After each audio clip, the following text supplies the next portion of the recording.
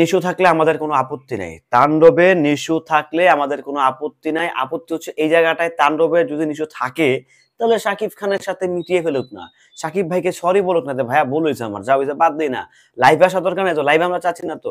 Are either যদি শাকিব খানের সাথে ক্ষমা না চায় তাহলে তাণ্ডবে আমরা নিশুকে চাই না। শাকিব খানের সাথে মিউচুয়াল করলে আমরা তাকে মেনে নিব, কোনো সমস্যা নাই, কোনো সমস্যা নাই, কোনো সমস্যা নাই। যদি শাকিব খানের সঙ্গে মিউচুয়াল না করে, প্রযোজনা প্রতিষ্ঠান গাদ্দারি করে, ঘাউরামি করে, তেরামি করে নিশুকে ছেড়ে দেয় শাকিব খানের সিনেমার ভিতর দিয়ে, তাহলে আমরা তাদেরকে মিডল ফিঙ্গার দেখাবো। এই যে মিডল ফিঙ্গার, এটা দেখাবো আমরা সাকিবিয়ানরা। আর যদি সবকিছু ঠিকঠাক ভাবে, যদি ঠিকঠাক ভাবে ছেড়ে দেয়, মিউচুয়াল করে যদি ছেড়ে দেয়, তাহলে তাদেরকে আমরা কি দেখাবো? গুড ফিঙ্গার দেখাবো। এটাই সিম্পল, এটাই বাস্তবতা, এটাই চরম থেকে চরম সত্যি। হ্যালো এভরিওয়ান, আসসালামু আলাইকুম। শিমুল আছি আপনাদের সঙ্গে। কেমন আছেন সবাই? ভালো আছেন না ভাই? খুব কনফিউশনে আছে সত্যি কথা বলতে। তাণ্ডব এত একটা হাই রিস্কের সিনেমা, হাই বাজেটের সিনেমা, এটা নিয়ে আসলে বিপক্ষে কথা বলছি। শাকিব খানের সিনেমা নিয়ে প্রথমবারের মতো মনে কোনো সিনেমার বিপক্ষে আমি গেছি, যাচ্ছি, আসলে যাচ্ছি না, পুরোপুরি যাচ্ছি, এবার যাচ্ছি না, যাচ্ছি এবার যাচ্ছি না, যাচ্ছি সবকিছু মিলে ভাই একটা কনফিউশনে আসলে ভাই, কি কমো না কমো আমি কিছুই বুঝতেছি না। যাই তারপরেও যেটা হচ্ছে, যেটা হওয়ানীয় সেটা হচ্ছে যে এই যে নাটকগুলো চলছে তাণ্ডব নিয়ে, তাণ্ডবে নিশু আছে, তাণ্ডবে নিশু আছে, তাণ্ডবে নিশু আছে। দেখেন, মানে আমি শিমুলের ব্যক্তিগত ধারণা, ব্যক্তিগত কিউরিসিটি, আমার কাছে মনে হচ্ছে এই যে আমি আপনি, নিশু তো ডেফিনেটলি আছে, আনডাউটলি আছে, এটা বুঝাই যাচ্ছে। বাট তারপর যে ব্যাপারটা এমন হয় যে আপনাকে আমাকে উল্টাপাল্টা বোঝানোর জন্য, আপনাকে আমাকে অন্যদিকে ডাইভার্ট করার জন্য, যে নিশুর দিকে ডাইভার্ট করি একবার, সিয়ামের দিকে একবার ডাইভার্ট করি, ডাইভার্ট করে কনভার্ট করে দিই যে আপনাদের আপনাকে আমাকে মানে আসল ক্যামিওটা কে দিছে যে সেটাকে ধামাচাপা দিয়ে রাখা হয়, ব্যাপারটা আসলে কেমন হয়? এক, দ্বিতীয় কথা হচ্ছে যদি তাণ্ডবে নিশু থাকে, আমি শিমুল, আমার মনে হয় আমার সাথে আপনারা যারা আমার ভিডিও দেখেন অনেকেই হচ্ছে এগ্রি করবেন, এগ্রি হবেন। কারণ কি, নিশু আসলে কে তাকে আমরা চিনি না। ট্রু, শাকিব খানের নখের যোগ্যতাও নিশুর হয় নাই, অন্তত ইন্ডাস্ট্রিতে। হ্যাঁ, তো তাকে নিয়ে এত মাথা ব্যথা আসলে কিছু নাই। আসলে আমরা কি ভুল করছি কিনা? তাণ্ডবে নিশু আছে, এই নিশু নিশু বলে কি আমরা নিশুর মার্কেটিংটা করে দিচ্ছি কিনা?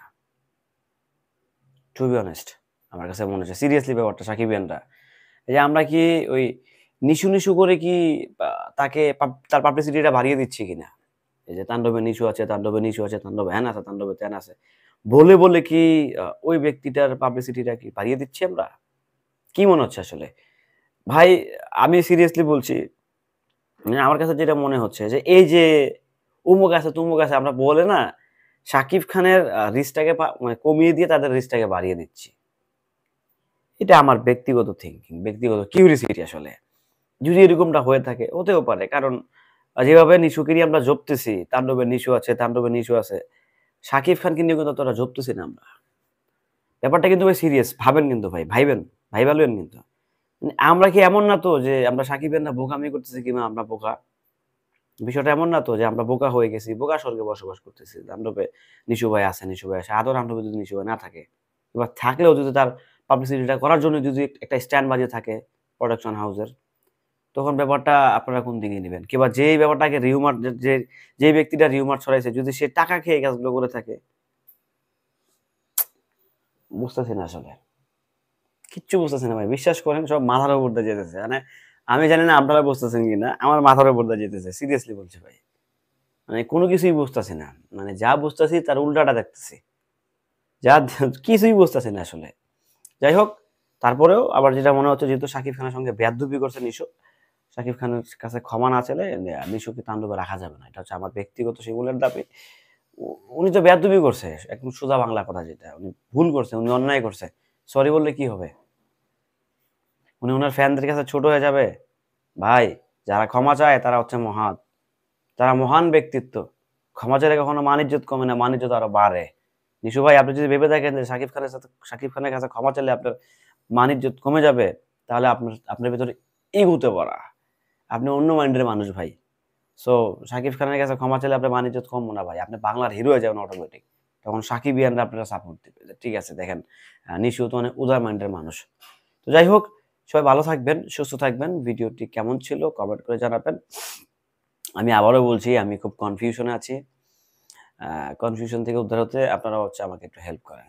হেল্প মিন হচ্ছে মানসিক একটা সাপোর্ট দেন, আসলে আমি বুঝতেছি না আমি মানে কিসের পক্ষে যাব আর কিসের পক্ষে যাব না।